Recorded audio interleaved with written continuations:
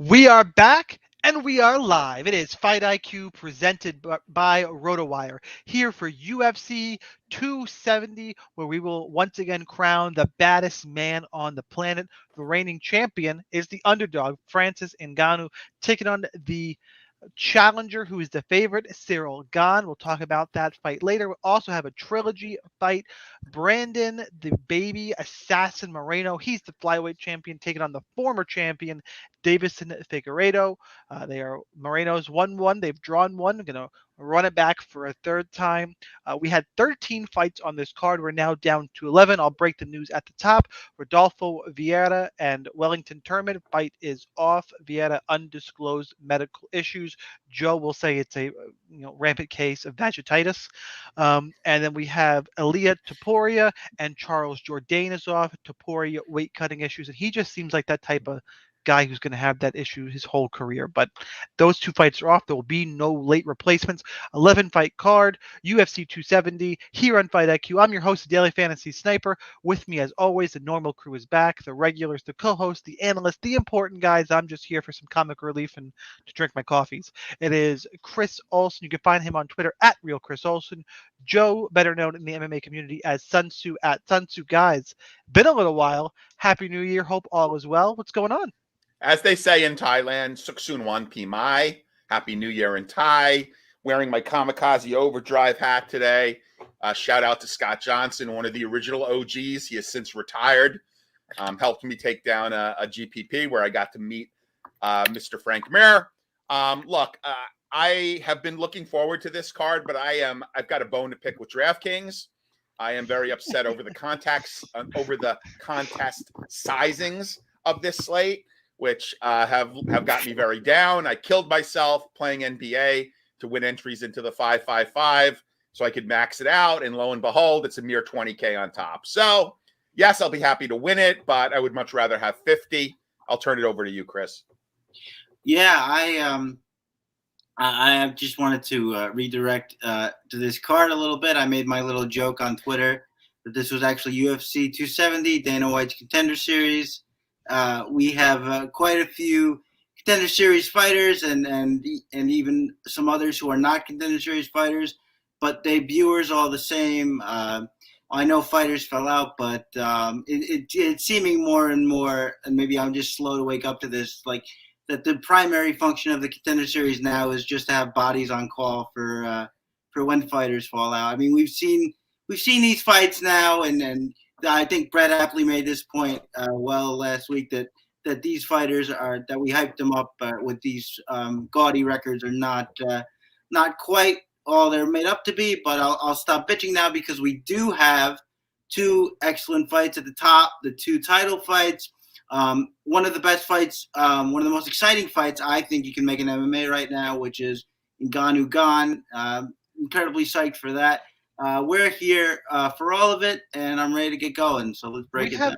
We have a sneaky, people, top to bottom, this card is relatively weak. We'll be honest. The two great fights, and then it's a bunch of fights. I think there is one sleeper, really good fight in this card. Anybody got to guess who fight I'm looking forward to? That's not the main or co-main. Kay Hansen, because you like her OnlyFans page. No, but not a bad guess. Chris, any idea? You want to upsell here? There's one I think really solid fight on Of here. course, it's Frivola Valdez. Come on. Nope. I honestly don't know what you're referring to. Which I really like Cody Stamann, Saeed Nurmagomedov. I like that fight. That would be the one. I like that fight a lot. I think Stamann is perpetually underrated in this division, and I'm interested in Saeed. His striking, he's no-showed a couple of times, but I think it's a solid fight. I do think it's a good fight, and it's weird they have it in the no man's land placement on the pay-per-view. That second fight is like the trash spot of the pay-per-view card. It's in the worst spot. Like it's weird. Anyway, we will break down this card for DFS. Before we do that, make sure you go to rotowire.com/free for a 10-day free trial to all their premium content.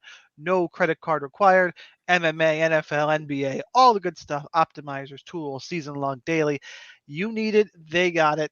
Make sure you subscribe to the podcast, RotoWire MMA on YouTube or iTunes. Got to kick all the other sports asses. I said it. I don't care if you what you think about it, editor. We're the best team. Anyway, let's move on and talk about some fights. We're going to start off with K OnlyFans Hansen at 80. Can you imagine Bruce Buffer saying that? Make me happy. At 8,800, taking on. This name has been giving me tons of problem. Jasmine Jazudavicious. Jazudavicious. We're just gonna call it Jasmine the rest of the way, and it's weird that I can't say that name because I'm picking her to win this fight. It's not a confident pick really at all. I've seen Kay Hansen beat. I don't think she's anything really special. I think it's a typical low-level women's MMA fight. There's not a ton of dogs I'm willing to jump into the sack with. Yes, I said that on purpose. And Jasmine is one that I'm willing to risk some lineups on because she opens up the salary you need to get some of the heavy hitters because there is some big upside up at the top. So I think even if you're not picking K, I think you have to agree Jasmine's the better DraftKings play in terms of potential to be on the optimal. So give me Jasmine. Joe, I mean, I can't not start with you here. You're up. Well, I'm so happy that you already have had the opportunity to use the word perpetually, because it certainly doesn't apply to this fight. Look, Kay Hansen is young. She's 22 years old. Yes, she's gone the OnlyFans route, but as they say, young, dumb, and full of yeah, potential. I know. I get you. This is PG-13 anyway. What? She's full of potential. You guys are dirty. Get your minds out of the gutter. Yeah, full of potential. Okay. Well, one other thing that's worth noting. Okay, this is she's stepping up to take this at flyweight. Her last two fights were at 115. She lost a fairly controversial decision to Corey McKenna. I was on McKenna, but even I was nervous when they read that decision. It keyed a big parlay for me. She beat Jin Yoon Frey with a triangle armbar in the third round. Look, she's got some mat skills. Coming into the strawweight fight, she is facing a much bigger opponent in Yasmin, a Canadian fighter. She's 5'7", but she's also, she's 32 years old, and she has not had a lot of fights. I mean, she's only been fighting professionally since 2019, and she lost a split decision to Elise Reed. That is not a ringing endorsement for support. I have to go with Hansen here. I think she wins the fight. I think she's better everywhere. A lot of times people get hung up on size and reach advantages and don't look at the actual underlying skills. Size matters. In some instances it does.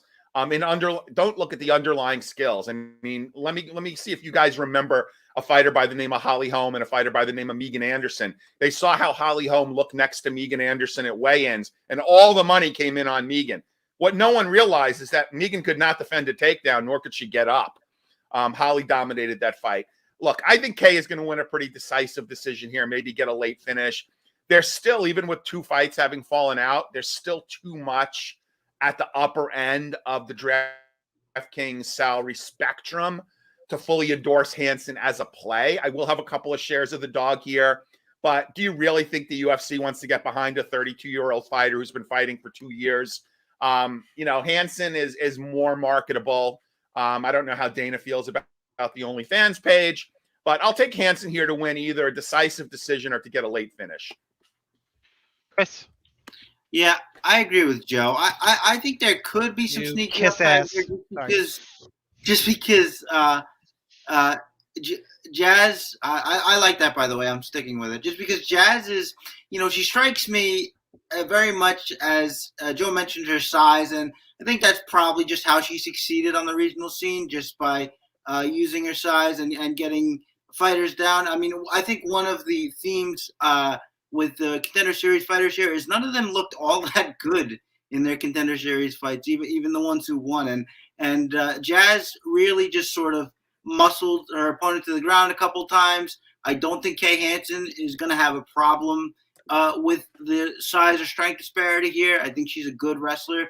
And I think if she can get some rinse and repeat, she can have some sneaky upside. I wouldn't put too much into it, but I think it's something to look out for with the wrestling. The other thing I would say is just a footnote on the Corey McKenna. I think a controversial split decision is being charitable. I thought that was a terrible decision. I couldn't believe. I mean, at least give us a split, and then we can say, well, somebody had the right idea, but the unanimous decision just blows me away there. I think her boxing is just sort of, it accomplishes what it needs to do. She wants to get in the pocket and take you down. I think, like I said, the rinse and repeat angle is there. The submission, as Joe said, she's slick off of her back and on the ground. And, I think she can maybe surprise a little bit. And, you always want to have the first fight just in case it flops you dead. So I'm going with Kay Hansen here, and I'll have a little bit more than the field, but I'm not going to go crazy. All right, next fight up, we have Vanessa Demopoulos, 8,300, taking on Silvana Gomez Juarez at 7,900. Line on this fight, Demopoulos minus 140, Silvana Gomez Juarez plus 120. Pretty classic striker versus grappler. We were chatting about this one before we went live, and I was saying, hey, I kind of like Demopoulos here. I think she's the sneaky mid-range play because she can get takedowns, and I always kind of block towards that. I won't give away people's picks, but I was, reminded, but she could get pieced up on the feet. Yeah, either way, but I think of the two more likely to end up on the optimal, and I always just go towards the grappler. It is my knee-jerk reaction, so I'm on Vanessa Demopoulos. Again, these first two fights are rough in terms of high-quality MMA. They're all right fights, but high variance is my point too. Not just to trash on it. Those type of fights typically have high variance. So, give me Demopoulos. Chris, you're starting off. Yeah, give me Demopoulos here too. Silvana backs up too much. She's going to cede way too much ground. She's going to play right into the hands of the grappler here. Her first fight, her fight against Godinez, which is a step up in competition for her, she gets subbed almost instantly. She scores a grand total of 1 point, one DraftKings point in that fight. I don't like her very much at all. I mean, the idea that she can piece somebody up, you have to consider that I think Demopoulos can walk through those shots. She's done it before. We've seen her do that on the regional scene. I think she can take a punch. And like I said, Silvana's just going to give her a lot of opportunities to get those takedowns. So I like the rinse and repeat angle here as well, more so here than I did in the first fight. And I'm taking Demopoulos. Joe? I'm going to go with Gomez here. I think she ran into a buzzsaw last fight out in, Lupe. Lupe just kind of schooled her by locking her up and taking her down. I think Juarez is a much better striker. I think she'll be able to kind of impose her will here. We got a 6-4 fighter here in Demopoulos, who his last two fights were grappling matches, of which she didn't even win. So with that said, look, I'm not super high on this fight. I don't expect to have a lot of it, but I've got to lean towards Gomez Juarez in this fight. When you're coming off, when you're coming off an armbar loss to someone named Fatima Klein. I do. I really do. And again, she lost to JJ Aldridge. She also lost to Lupita Godinez and Corey McKenna, in the Contender Series. I'm not sure. I mean, she's not super hard on the eyes, but she's no Misha Tate. So I'm not sure how she's hung around so long in the UFC. But I'm guessing this is a fight for pink slips. So I will take either fighter or both. I'm going to take Gomez Juarez here and just kind of if I need to get anything done, maybe build lineups for, the late slate, I'll do that during this fight. I don't expect it to be overly exciting, but give me Gomez Juarez. Can you imagine if the UFC ran an event how they used to call it UFC 22, grudge match, whatever it was? It'd be a terrible card, but I'd be endlessly entertained if they did UFC 275 slips and every fight somebody got cut. Yeah, I mean, at least angles might be fun, gimmicks might be fun. I mean, why not? I mean, I know why not, but what would main event slips? I don't know what it would be, but put some thought to it. UFC 279 steroids only. I'm here for it. Oh, Let's do it. Then we can finally get Gabby Garcia in the UFC. Yeah. Anyway, Matt Frivola, 8,700, taking on Gennaro. I knew I transposed the N and the R. Gennaro Valdez at 7,500. Line in this fight: Frivola minus 200, Valdez plus 170. Say what you want about Frivola. Always an exciting fight. Killer be killed kind of guy. He can grapple. He has power. He's my pick here. I'm not going to go too crazy. I think he's live in all formats. I don't think Valdez is quite there yet. That being said, the only problem about all of that is that Frivola can absolutely no-show because we've seen it before. And on those nights, I'm pretty sure Chris could knock him out. So hopefully he doesn't. That's not what pops in tomorrow night. Joe, who you got? So 10-0 fighter in Valdez, training partner of Brandon Moreno, which is probably how he got on this card, coming off of a second round knockout win by punches in the Contender Series against Patrick White. Matt the Steamroller Frivola, I guess he's still a Saralongo product. He got a really nice Christmas basket from Terrence McKinney. Thank you for the 50,000, because he made McKinney look like Francis Ngannou with that loss 7 seconds into the first round, I believe. Left cross, ground and pound. It's going to be a high-paced fight. Look, I like Frivola. I think he's got to be careful because this Valdez guy is going to come out and just bomb on him. But if he could weather the early storm, I see that he could win this fight. He's priced at 8.7K. Still a little high, I think, but he's going to get some ownership just based on the level of competition that Valdez has gone up against. So give me Frivola here, to win either a decision or to get a late stoppage. Chris, who you got? Yeah, so there's wrong way.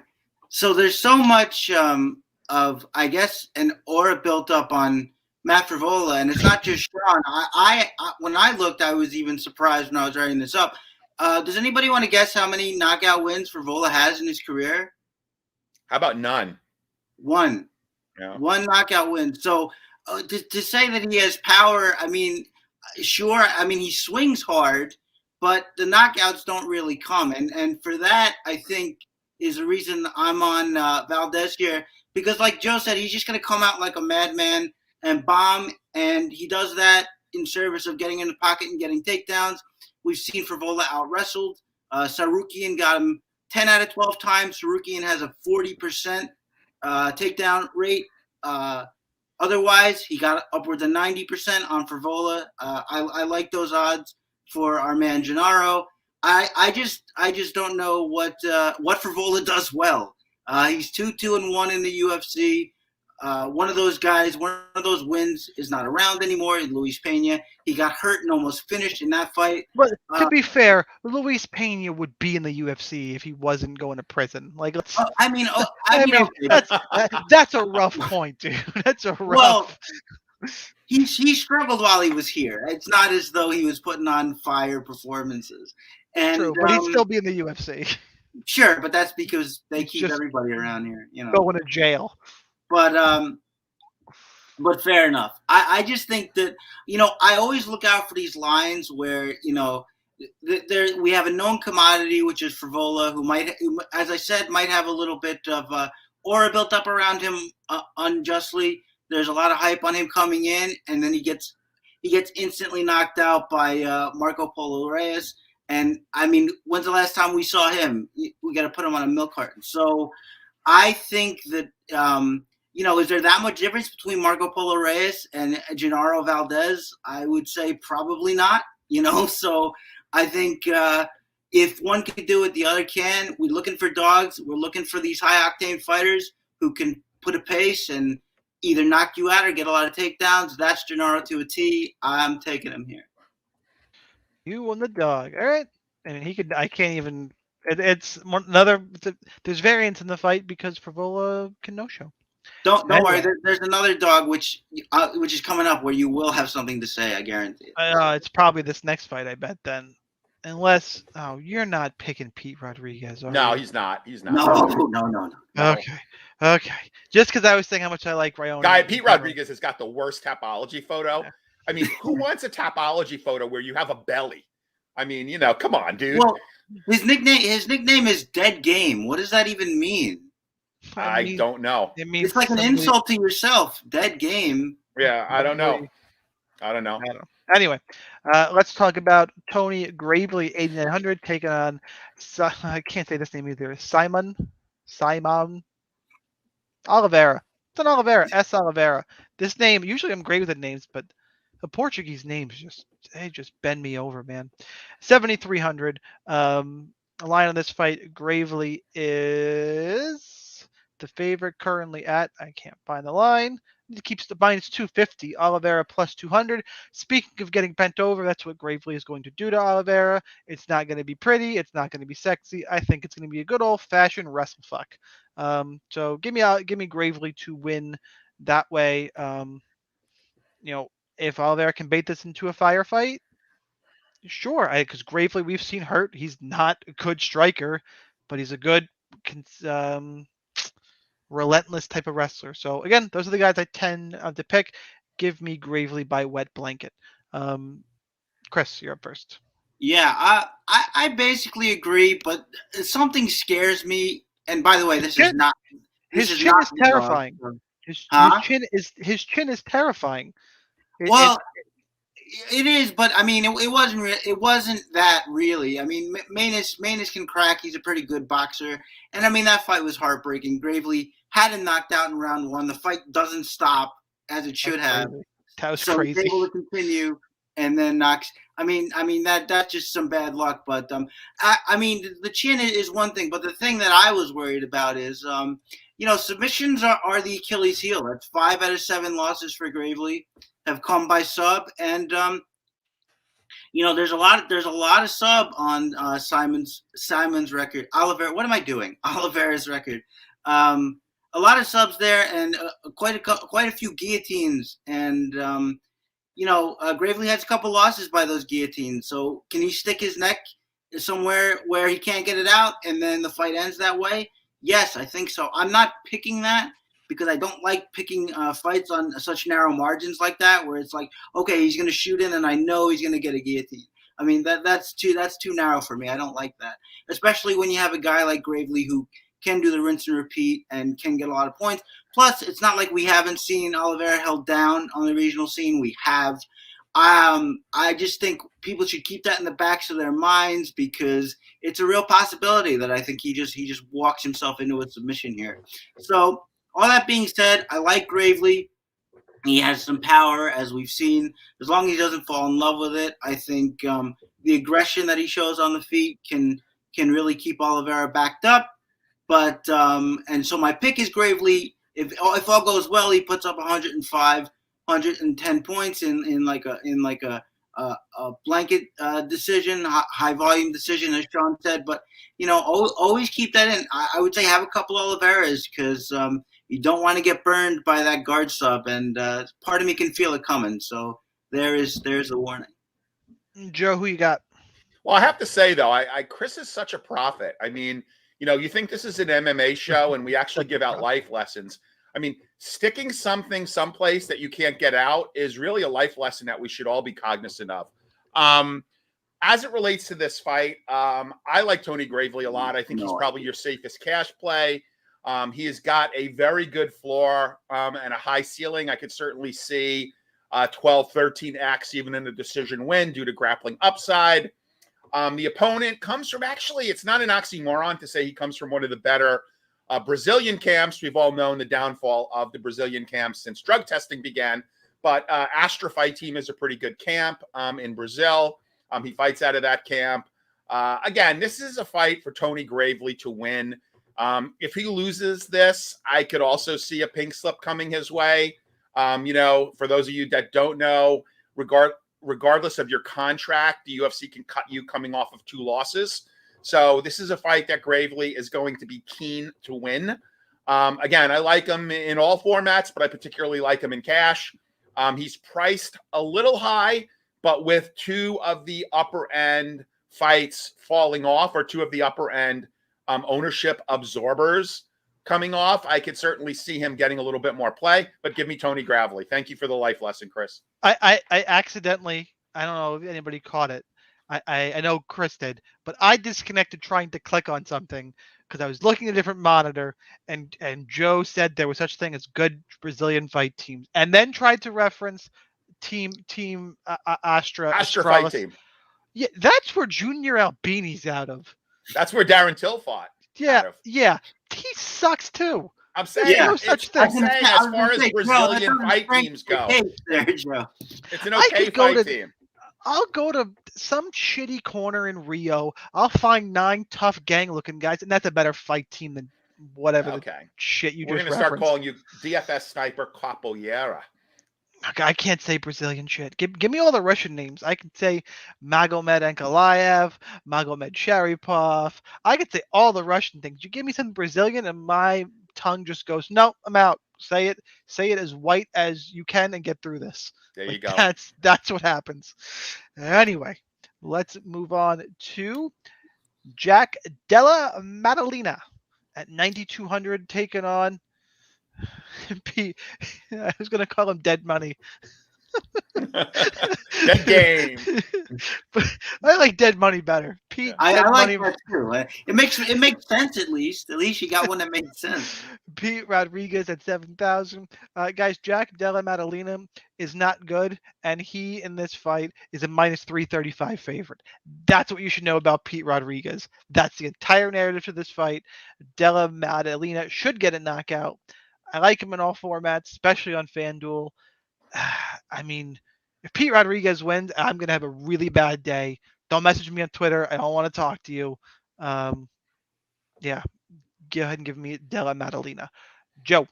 Yeah, so as I had referenced, we lost 2 fights, Ilia Topuria and Vieira. We're going to, absorb some of that 9K plus ownership.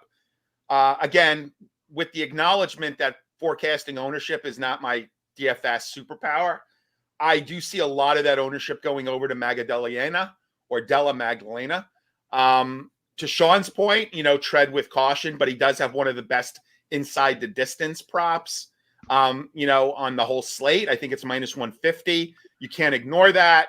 It's unfortunate. Math-wise, you have to play him. If you're a right, well, you do, right. It's unfortunate that, the ownership is I am going to go out on a limb right now and take this for whatever it's worth. He will be the highest owned fighter on the slate. For that reason, there's some value, especially if you are backing the dogs in the co and the main. You can build some really good lineups around those dogs.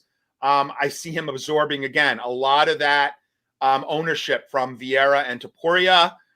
So it's not a big secret. It was a lot better play with those 2 fights on. But, coming in at 40+% owned, maybe higher because of the size of the slate. Yeah. It's not that big a secret, but you do got to play them. A lot of people are going to have them in their lineups. So if you want to get different, fade them or try to go the other way on this fight. I don't highly recommend that, at least not in GPPs. But I guess I'll have to go with the Aussie fighter here to get a win by finish. Chris. Yeah, there's no other way to pick it. 4-0 Pete Rodriguez started his MMA career in March of 2020. That is something. By contrast, it's a thing. It's a thing. It is a fact. Thing. There's nothing else to say about it. It's true. Della Maddalena started his career in 2016, has 12 fights, which makes him a grizzled veteran in comparison to Pete Rodriguez. I like Della Maddalena a little bit more as a fighter. I like his body work. I think he throws a combination. He obviously has power. Pete Rodriguez, it's just, he's never been out of the first round. He barely gets out of the second minute. So it's really hard to say what you have in him. He's got a decent-ish footwork, I guess, but otherwise that's about it. And it's just going to be so hard. Guys like this, there's so much you don't know about him. What's he going to do if he hits Della Maddalena and Della Maddalena doesn't go away? He's probably never experienced that before. What if he does here? There's just too many question marks. The win by KO, TKO was minus 125 for Della Madonna. I usually don't like props that are negative like that, but this one you got to take because I think it's going down. Della Madonna, I think, by finish. If Pete Rodriguez wins, he's going to burn a whole lot of us, but don't see any other way to play it. So Della Madonna. Yeah, if Pete Rodriguez wins, I'm serious. Nobody message me. I don't want to hear about it. All right, next fight up, we're going to talk about Ryoni Barcelos 9,300 taking on Victor Henry at 6,900. Barcelos is where is it now? Can I just say big ass favorite and move on? No, he's minus 510. Henry is plus 375. Look, I've been all about Ryoni Barcelos. I thought he, if I remember right, I thought he won his last fight against Valiev, where everybody was on Valiev. He was a dog. No, he was a favorite in that fight, but everybody seemed to be picking Valiev. He got 2 knockdowns in that fight. I don't really remember the rest of it, but honestly, I didn't watch more tape on this because he got a little tired. Did he get tired? I mean, Yeah. that does sound right. I thought he was going to get a finish early, and I thought he did enough in round 2. So did I. That was a shocking decision. Yeah, I don't remember. I remember thinking I was being surprised, and everybody else was on Valiev as just a popular dog in the card, and I backed Barcelos, and I'll back him again. Honestly, I think he's gonna be this sleeper guy in this 135-pound division for a while. The reason I didn't watch this fight more is because Victor Henry. Sorry, I mean he could be okay in the UFC. I don't think he's the worst fighter, but I am just really, really high on Ryoni Barcelos. So Barcelos is my pick, live in all formats. Chris, you're first. Yeah, I think this is a bad matchup for Victor Henry. He's not terrible. He give him a good UFC debut fight. This is terrible for him. It is. I think that his style of just trying to wear you out with pace and pressure isn't going to work here, just because he's very open defensively, and Barcelos is really slick on the counters. He's got a really good jab.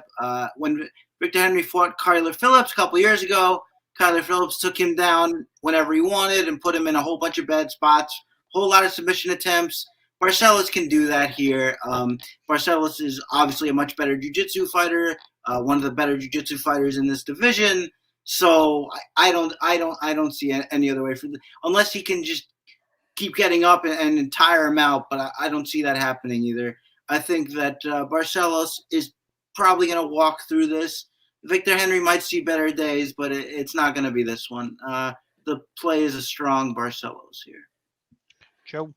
Dude, Victor Henry, man, at least we know that he's got a career in espionage, man. Have you seen this guy's ears? Dude, Dumbo called and he wants his ears back. I hope Ronnie he sees Barcelos, this. I hope he sees this, flies to New Jersey and beats the shit out of you. I let him. Just because it'd be a good story. Ronnie Barcelos is actually 3 days younger than Victor Henry. There's a little bit of trivia for you. Victor Henry is a 34-year-old making his UFC debut. Look, since 2018 or so, he's been on a pretty good run. It's unfortunate that it's taken this long, for him to get into the UFC. They are not doing him any favors here, giving him this matchup against Ryoni. Ryoni has got to be hungry. Look, the time for him is now. He's been this prospect for just way too long. He really needs to make something happen here, and he really needs to make something happen in a spectacular fashion. I mean, a boring decision is not going to move him up in the ranks in what is a very, very stacked and packed division. So I'm looking for something big out of Ryoni. Again, I love him in cash. I like him in GPPs. I think he is going to even be now more owned because of Tapora and Vieira having fallen off the card. So, give me a lot of Ryoni. And if he happens to lose, I have to believe that he is on his way out. Yeah, he'll be the next PFL or Bellator guy, which is sad because I think he's really good, but he's gonna start getting expensive for Dana. Yep. Which is a problem if you're not contending.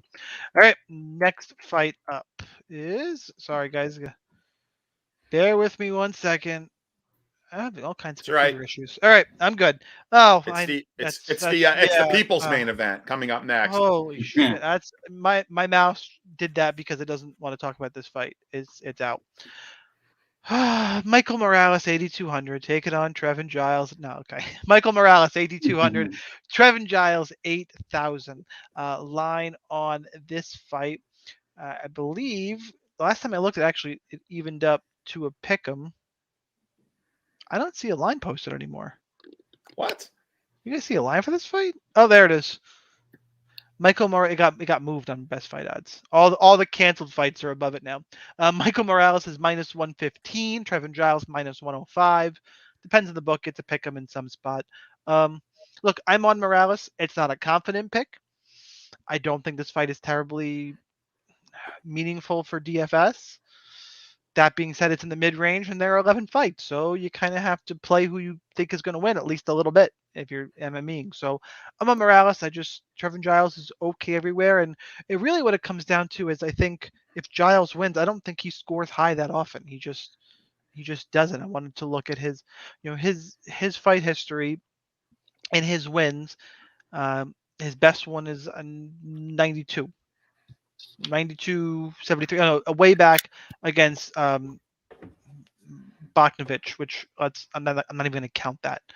So, I don't see him putting up a lot of big scores. I think Morales is more likely to do something explosive, so I'll play him in GPPs. I don't want any of this fight in cash games. It's all I can say about it. I was trying to find more to talk about for this fight, and I just can't. Joe, who you got? So Trevin Giles is dropping to welterweight to take this fight. He has previously fought at middleweight.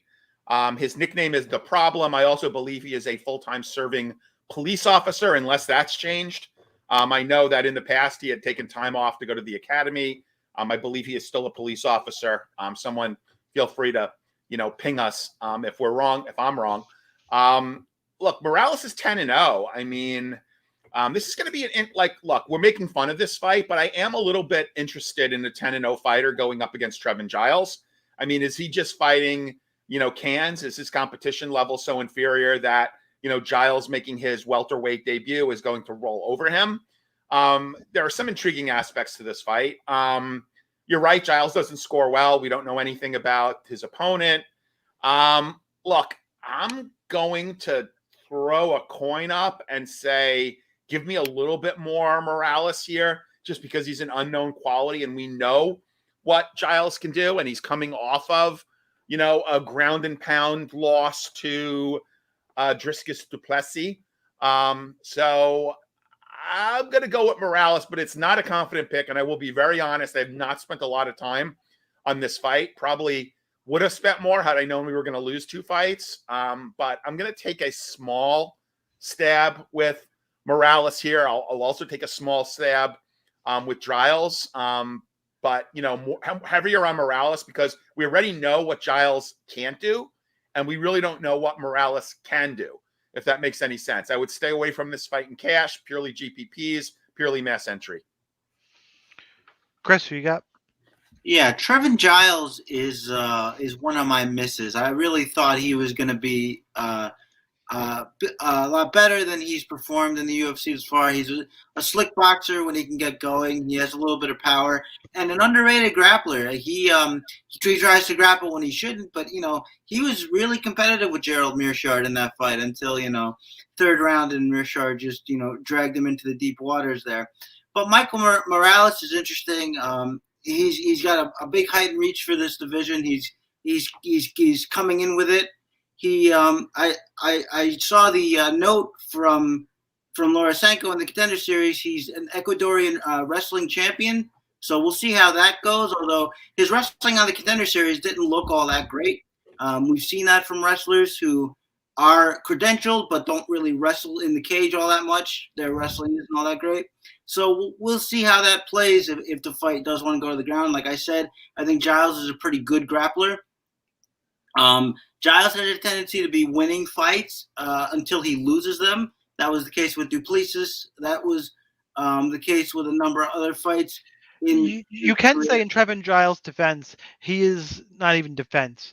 He is the recipient of one of the worst decisions I've ever seen in my life. How he beat James Krause, I'm still mad. That was horrible. That was Krause took that fight on short notice too. Yeah, I lost. That was the only miss of a 5-leg parlay for me. I was furious. I remember being furious. Well, And he could have. That would have been his third loss in a row. He probably yeah. gets cut if he loses that. He's probably out on his ass. And then he runs into Bevan Lewis, and then Roman Dolidze, who now we know is distracted by Cheyenne Blissmus's stuff. Like those are his two wins. I was gonna say I'm glad he stuck around because he handed Dolidze a loss, which I'm sure everybody appreciates because that guy is incredibly annoying, and the less I see of And him, he's sleeping with. He was already annoying, and then we found out he's sleeping with people's wives. Like he couldn't be worse. Is that what was going on with that whole drama? He was. Oh, yeah, you got Roman Dolidze. Yeah, and where she is, she's off in Georgia and not in Atlanta. Not Georgia like peaches. You know, Georgia. But it's a giant he said, she said. So one time, Cheyenne's the bad guy, and JP's the bad guy, and we should do a whole podcast just on. Yeah, this will be covered more on The View. Here's actually my even more on The View. It's my 2 seconds to view because we have less fights. The reason why I'm Team JP on this one is because Cheyenne's dragged this whole garbage up in the media first, and if you did it first, I don't like you. So that's if JP was just being quiet about the whole thing, not saying anything, like just doing what he's got. And he's the one who can't fight. He literally can't fight because of visa issues. And he's got whatever's going on. He was keeping it personal. And Cheyenne runs the media. So now I'm Team JP. He can't rent a car. He can't rent an apartment. He can't do any of that. Yeah. It was a weird. Didn't she say she was essentially in hiding? So I don't know what's going on with any of that. And he said, because she's just, she cheated and she ran off with Roman in Georgia. Like it's her own thing. I'm not doing anything. She's out of the country. Right, but I mean, but that's a scary thing. Who even knows what's going on with it? I don't have any idea. I guess. Yeah, I don't know either. So you throw, and she wasn't clear. So throwing that kind of speculation and crap into the media, if you don't have I don't know. And guys, she's not that hot, so we can move on. Great, fantastic show, fantastic. Yeah. Okay. Did he just drop himself? He might have. Call the next fight. I don't know how to flip back and forth. No, don't worry about it. Yeah, there he is. There he is. I'm back. Did you go to Georgia? Were you in hiding? I was getting to the bottom of this whole thing. I have no idea what that was, but I just put a wrap on this because I don't think I mentioned who I was picking. I'm gonna pick Trevin Giles. Ooh. I'll probably have a little bit more of him than I should because I'm still waiting for him to have that one performance that justifies my belief in him. So I'll probably have a little more of him than I should. But all these Contender Series guys are gonna have to prove it to me, except for a couple. One I mentioned and one that might be coming up. But actually he's not a Contender Series guy. But in any event, I think that they're all gonna have to prove it to me. Like I said, none of them looked really all that great in their Contender Series fights. A lot of them were getting pieced up before they won.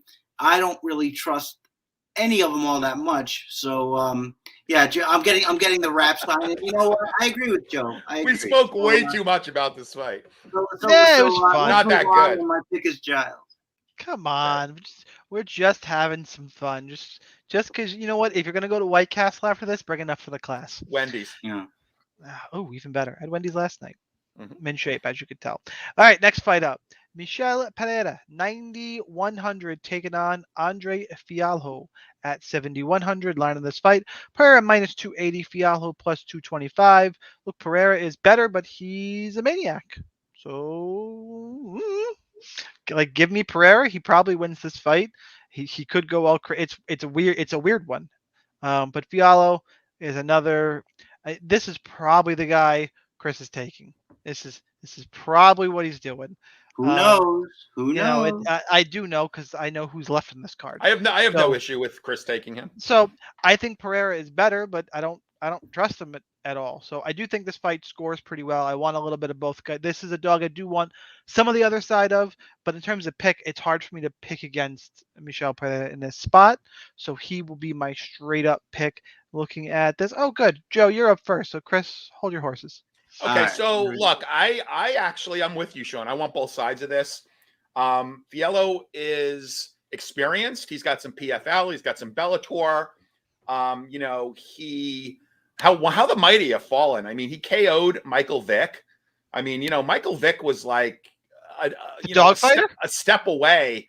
Wait. Yeah. No, I'm sorry. James Vick. James Vick, not Michael Vick. Yeah. Do you like I mixed up my Vicks. Do you like how I didn't say the NFL quarterback? I said yeah, exactly.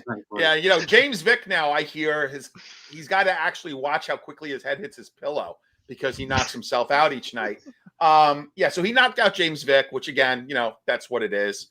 Yeah, I do. I'm kind of interested a little bit in the dog here. Look, we know all about Pereira. He looked really good. Guy's always ripped. The guy's a maniac. He needs to control his cardio. You know, that whole Diego fight was a mess. He had that fight in the bag. Diego pulled a veteran move and said he couldn't see, whatever. Fine. You know, look, I think Pereira is a justified favorite, but this is a pure GPP fight. I mean, you want both sides of this. Like, you want to have Pereira if you like him, sure, you know, but take a few shares to cover yourself. This is not a can that's stepping in here. This guy has got some experience. He's got some pop. It's not going to be a walkover, you know, for Pereira. I'm looking forward to this fight just, you know, as a fan, because I think it could be really interesting. But give me a few shares of the dog.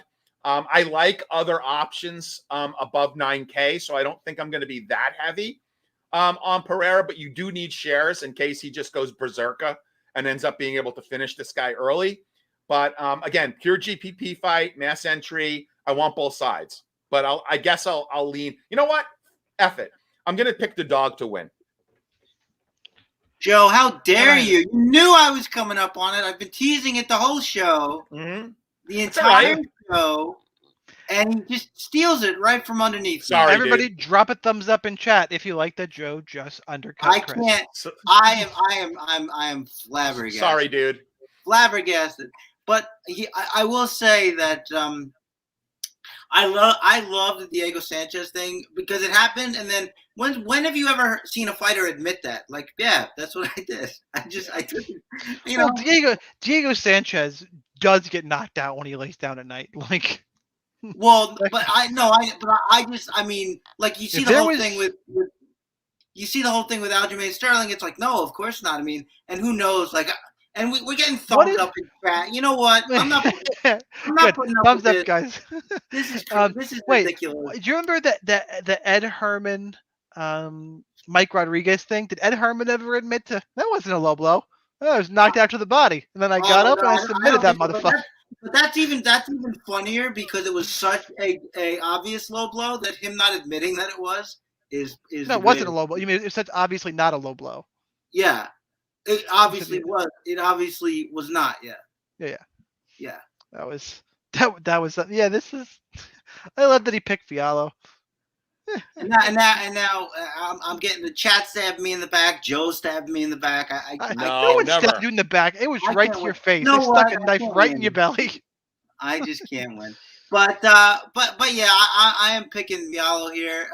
Couple reasons. I mean, well, it's gas tank related. That's the main one, of course. But I mean, we saw the fight with Tristan Connolly. Tristan Connolly made him tired, and then after that, he doesn't really fight pressure fighters for a while. He fought Diego. He fought Chaos Williams, I believe. And so these are fighters that are not. I mean, and Diego was a come forward fighter, but in that fight, he was doing God knows what, and so that was his way out. But then he fights. Nico Price, come forward fighter, and that entire third round, Figueredo is backpedaling for his life. The only reason he survives is because Nico gets tired as well, and still almost finishes him. Nico just runs out of time, and Fiallo he's not fighting cans out there. He beats James Vick. He beats Stefan Sukalic in his last fight, knocks him out. So 2 UFC veterans there.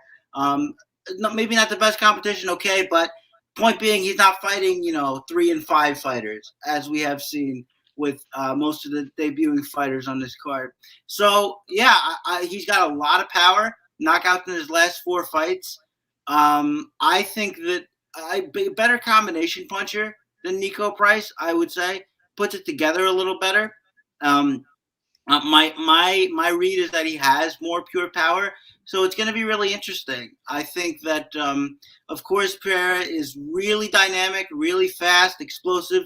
He can knock him out, but for all we build him up, Michel Pereira only 10 KOs among the 26 wins, so not like he's going out there starching every guy he meets. So I like this spot. I think a lot of people might just go past him because he's had a good run after the bad fight with Conley there. I like him here. I think a finish is not that unlikely. So give me Fiallo, and Joe may have stolen the thunder, but I consider it my pick. So there's Fiallo. But it's not your pick because Joe said it first. Well, no, but I was teasing it before that, so I mean, I staked my claim. All right, it is co-main event time. Brandon Moreno 8,500, Deiveson Figueiredo 7,700. Moreno is the favorite, minus 180. Figueiredo plus 155. Look, I think Moreno gets this done. Figueiredo dangerous early, big power. Moreno is super tough. He actually, sometimes you speculate, will the guy have that Mexican spirit? Moreno has it, super tough to put away.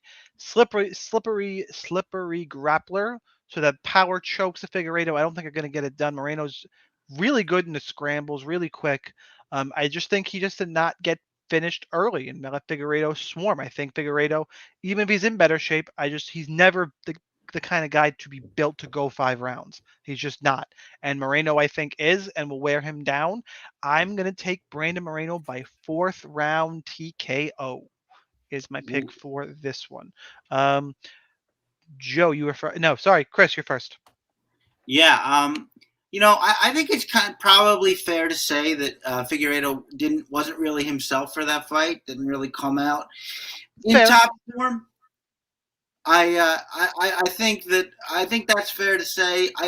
I did like how Brandon Moreno really took the pressure to him. Maybe he wasn't expecting that, or maybe he just didn't want to gas himself out. It's hard to say, but I think that there's a thing that Figueiredo relies on that Brandon Moreno kind of takes the power away from him, and that's scaring people out of the pocket with his power. Figueiredo, I think, relies on that. We've seen Brandon Moreno not fazed by that. Not only was he taking the pressure to Figueiredo in the second fight, he took a lot of shots in that first fight and kept coming. So the power is not going to faze him. He's going to come forward. I'm glad you mentioned the grappling defense there, Shaun. I think that's a key. I think as the bigger, stronger fighter, Figueiredo relies on that he can, get fighters in top position, hold them there, get those power chokes. So 2 things that have become a staple of Figueiredo's game just don't work against Moreno, and I think that's key. His boxing looks better all the time. He goes to the body, goes to the head, throws in combination, and I like everything about it. I picked Moreno in both fights. I'm going to make all 3 here, and give me Moreno and still in the flyweight division. Joe. And new. I'm going to play Captain Narrative here. Oh, no. I mean, if anyone's going to play Captain Narrative, yeah, it's going to be me. There's you. a fair amount of narrative on this fight. So, one, the camp change. Figgy going to Fight Ready, training with Henry Cejudo, who, Brandon Moreno used to be Cejudo's guy. Some narrative around that. But here is the bigger narrative. And again, I am nothing if not a student of human nature. Moreno has got a ton of pressure on him. He is carrying the entire country of Mexico on his back. Look at all the opportunities that opened up for him after he got that win, the endorsements, right? There is so much more pressure on him than there is on Figueiredo. I wouldn't blame him if he came out a little tight. I don't know anything. I'm just kind of going by observation here. You're right, Chris. The point you made, he did not look right in his last fight. It could have been a bad weight cut. The fact that he weighed in a pound under is a really good sign. Looked good. Fight Ready. Look, you generally don't get benefit from a camp change right off, but I'd like to think that they know Moreno pretty well, and he probably he could not have picked a better place to do his camp for this fight. All that, and for the obvious reasons, which is power and having the ability to just kind of flatten Moreno. Not that it's going to happen that way. I'm going to go and new. I love the prices of the dogs of the co and the main on DraftKings, which I'm kind of burying the lead for my next pick, but I'm going to take Figgy here. I think there's so much you could do with lineup construction by playing Figgy. Not that Moreno is overpriced. If you like him, play him. I think he probably has a better floor in cash anyway, but I'm going to go with Figgy, and I love my GPP builds using Figgy in my lineup construction. All right, it is main event time. Cyril Gane, 8,400, taking on didn't we skip a fight? Cody Stamen and we did. The one you liked, Shaun. Yeah, I like that fight. How did that skip over? Yeah. My mistake. You know what? So, sorry, Cyril and Francis, you got to hang on. We got to talk about Saeed Nurmagomedov at 8,600, taking on Cody Stamen at 7,600. I do like this fight. I think this is the third best fight on the card. Saeed is minus 195. Stamen is plus 165. Look, those odds feel wrong to me. Really, really wrong. If you want to read into that and say, I wonder if Sniper has a bet on Cody. Yes, I do, because the line's just off. It's nothing huge. That's but what she said. Yes, it's a good thing. It's a good thing I'm funny and have a good job, Joe. Yes, it is. Yeah, yes, exactly. It is. That's what I tell my wife all the time. I feel the same way. I'm stable and I make money. Yeah. And sometimes you laugh. Anyway. Yeah, my kids are going to be short, but that's okay. My daughter's tall as hell. The rest of my family's tall. I don't know what happened. Anyway, the mailman, I guess. Cigarettes. Way off track again. Look, I think Stamen is, I'm going to use it again, perpetually underrated in this division. He seems to always be lined lower than he should be. Saeed is an interesting prospect, good striker. Seen him no-show before, seen him finished. I know he has the last name Nurmagomedov, guys. He could get taken down and controlled in this fight. He's not that kind of Nurmagomedov. He's just not. He's a striker, a kickboxer. It's what he's better at. I think Stamen could have the advantage in the grappling, but if he can't close the distance, I admit Saeed has the edge on the feet. I think this fight should be a straight pick'em. Why that is how I had this fight lined.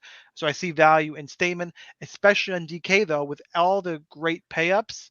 I don't want much of Saeed. I don't think he's got a great shot at the optimal. And if Stamen wins, I think it's grappling based, and he's got a real good shot at the optimal. So Stamen is my preferred play. Chris, you go first for this fight. Yeah, I agree with you about the dynamics of DraftKings, where Saeed is probably not going to score that well. I mean, he has a couple flash knockouts in the UFC. I don't think that's going to happen here. Stamen has been tough. That being said, the fight itself, I'm pretty okay with where the line is. I think that, Saeed has a big advantage on the feet, way more agile. I think Stamen's going to have a hard time closing that distance. And if he can't, I think that, Saeed's just going to pot shot him from distance and play a nice in and out kickboxing game, get his spinning stuff going. I like Stamen maybe to get a takedown or two. I don't really see him getting too much control time. It's not that Saeed won't try to wrestle. It's just that he hasn't been very good at it in the UFC. I think he went 1 for 11 in his opening fights, which was weird based on how he fights now. But yeah, I just think the dynamics are as such where it's going to be Stamen trying to rely on that big overhand right and chasing the takedown, and Saeed being able to stay out of range and pick him apart. So give me Saeed, but as I think that is the winner, I'm not going to have too much of this fight because I don't think it scores well. If you like Stamen and you think that he's going to win via grappling, take your shot. But I am going to spend that money elsewhere. Don't worry, Chris. Just ask my wife. I always shoot my shot. Joe. Yeah, look, I'm very conflicted here because I started out the week being, pro,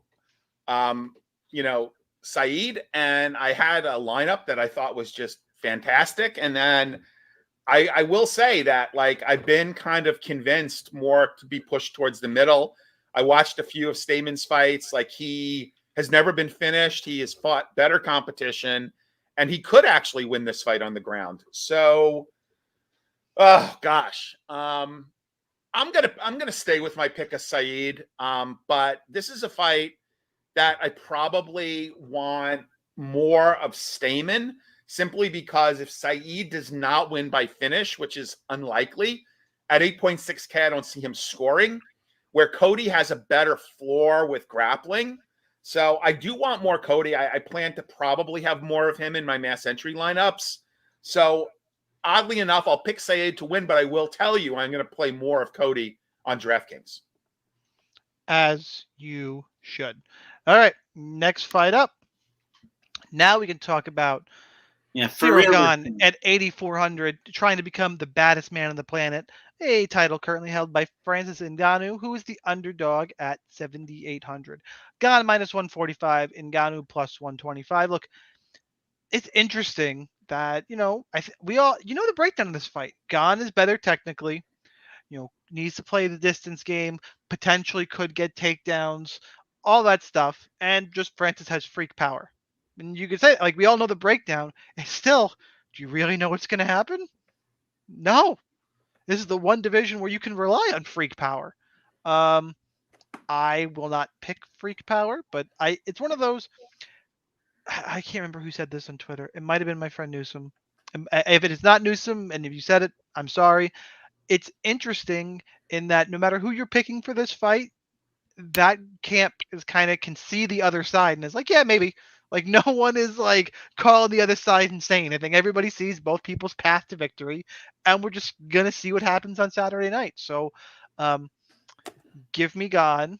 Play both sides in GPP for sure. I play a little more of the side you like to give yourself some leverage. I hate kind of cookie cuttering 50-50 and just throwing away half your lineups. It's not my style, but if that's you, sure.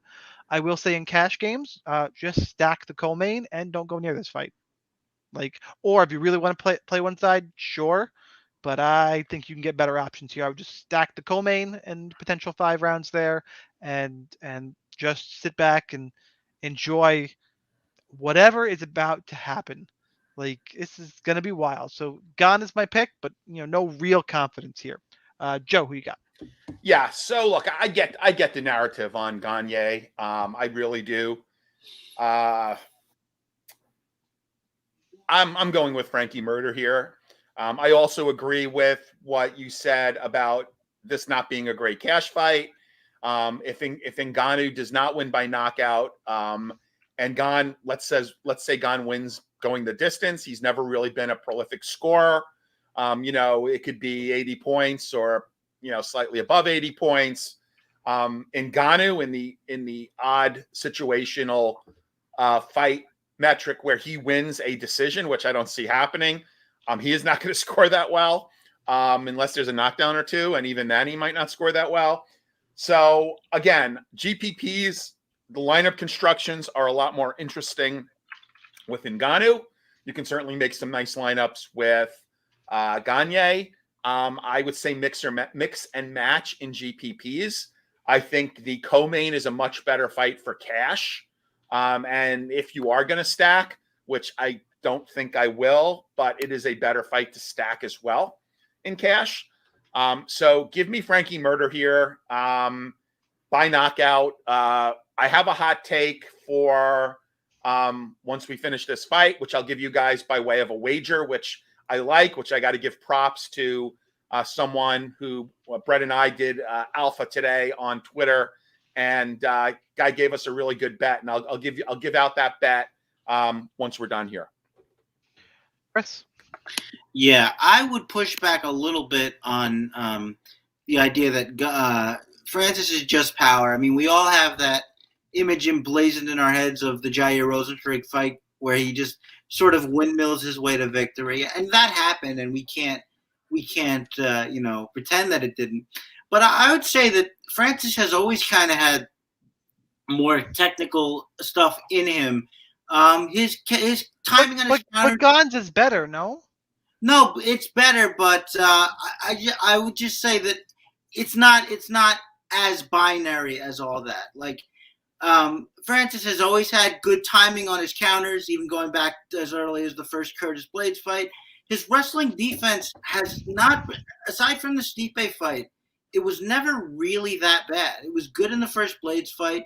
The only takedown attempt that Cain Velasquez tried, obviously not himself, but he was able to dig the underhook. He was able to dig the underhook on the ground against Curtis Blades and get out from underneath him, which we haven't seen many people do.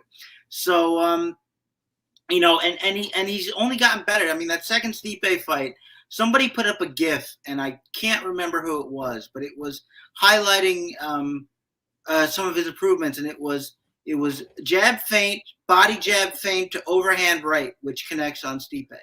That's a really complicated thing to learn so quickly, but also to pull off in a fight against somebody like Stipe Miocic.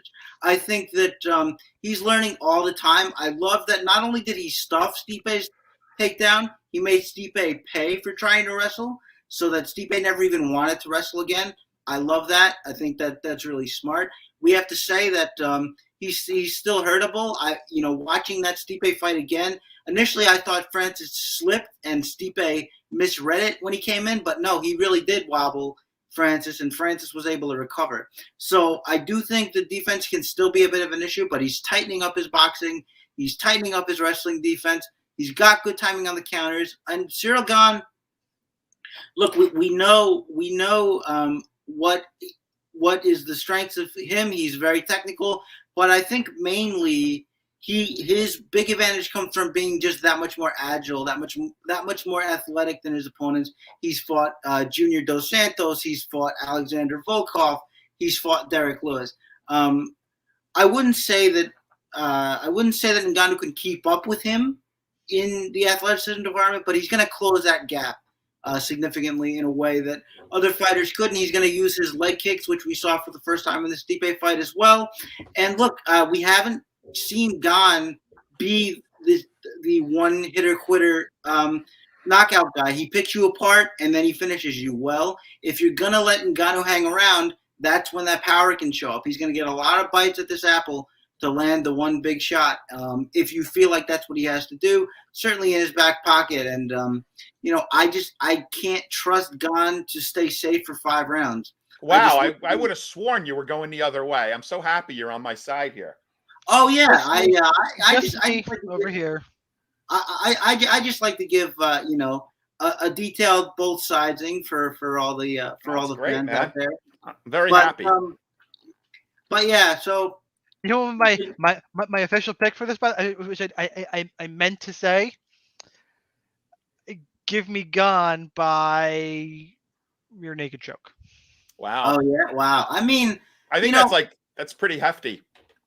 I'm sure it would be, yeah. That's Lucha Bone there doing that on Twitter. Luca. My Canadian brother from another mother and father up there in snowy Canada. I was just trying to think of what my hot take would be, and now I need to look it up. So I got my hot take as soon as Chris is finished. Yeah, but just because. Okay, go ahead, Chris. Finish up because could be mine. Yeah, just to wrap, I'm taking Ngannou here. The disrespect of such a dominant champion. What round? What round is finishing it? For him to be the dog here. So I'm on Ngannou. Close fight, interesting fight, but give me and still. What round? Come on. Oh, what round? Round 2. Knockout round 2. Fight ends in submission period is plus 4,300. Is that right?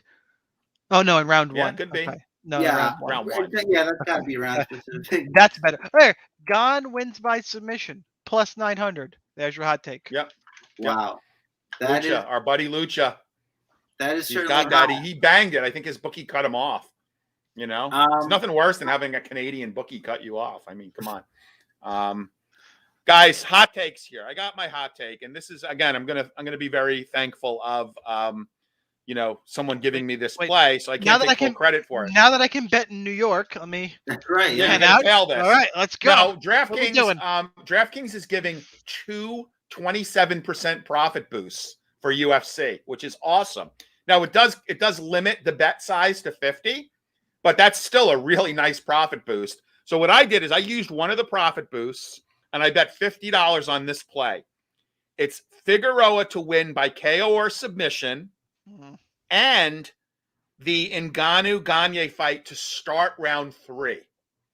So that comes out to plus 648 with the boost, plus 823. So $50 gets you back $461.80. Nice. So I like that play. I mean, I see Figgy winning by finish, and then I do see this fight starting the 3rd round.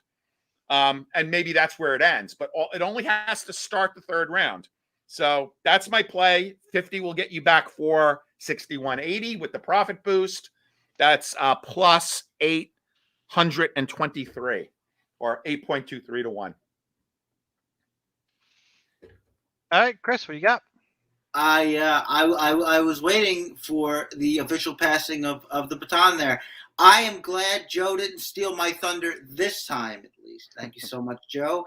I am taking Phil Ho by knockout plus 400 last time I looked. So, and we have one instance of that happening to Pereira, and it was our old friend Dusko Todorovic on the regional scene. So I think it's going to happen here, and it's plus 400, so pretty tasty. All right, guys. Got anything else in chat? Got any hot takes? I really didn't queue it up. It's been a quiet night in chat, I think. Yeah, I think a lot of people are like maybe they are a little burned out from this week. There was a lot of content that was put out this week, a lot of good content. Yeah. So we appreciate you guys rolling with us. With football season on the downturn, Chris, you got to use all your leverage with the powers that be at RotoWire. Yeah. Get us on Sirius. I mean, a nice MMA show on Sirius. With all the time they block off. Come on, us spitting all this fire. I think it was actually a pretty entertaining show today. Man. You guys don't always pull your weight, but this one was pretty good. I appreciate that. I got a lot of weight to pull. We battle. Yeah, I gotta go. I gotta find a chiropractor. But there's a good bit of banter, some good knowledge, and Nan coming through with the hot take. Nan is always good for a hot take. Fig/Moreno stack in the optimal lineup. I like that. Because that is So one of I do Monkey Knife Fight plays for DFS Army, and I'm literally just writing one up that'll be posted tomorrow morning. That is Moreno over 100 strikes and Figueiredo over 60 strikes to pay 2.5 to 1 or something like that. Like I think these two guys are about to have a war. So, and it's not significant strikes, any strike.